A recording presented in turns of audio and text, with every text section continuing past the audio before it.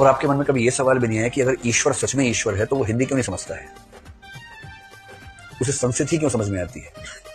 हमें तो हिंदी, अंग्रेजी, भोजपुरी तीन समझ में आती है, उन्हें एक ही समझ में आती है। तो ईश्वर वो है कि मैं हूं? तो मन में सवाल आना चाहिए था। इतने मूर्ख लोग हैं देश में, इतना भी नहीं करते कि प्रार्थना अपनी भाषा में सिखा दे कम से कम, ताकि पता तो हो कि हम भगवान से क्या बात कर रहे हैं। पता तक नहीं। अब संस्कृत लोगों के जीवन से संबंधित ही नहीं थी। अब तो पंडित चालबाजी के कारण संस्कृत का उपयोग कर रहा था। चालबाजी क्या है? उस भाषा का उपयोग करो जिसको लोग ना समझते हो। तुम जब ऐसी भाषा का उपयोग करोगे जिससे लोग नहीं समझते, तो लोगों को कभी पता नहीं चलेगा कि तुम जानते भी हो कि नहीं। तुम उल जलूल बकते रहो, तुम व्यर्थ की बकवास करते रहो, और लोग बड़ी श्रद्धा से सुनेंगे। उनकी समझ में नहीं आ रहा, और जब लोगों की समझ में नहीं आता तो वो सोचते हैं जरूर कोई बड़ी गहन गंभीर बात कही जा रही होगी, इसलिए समझ में नहीं आ रही।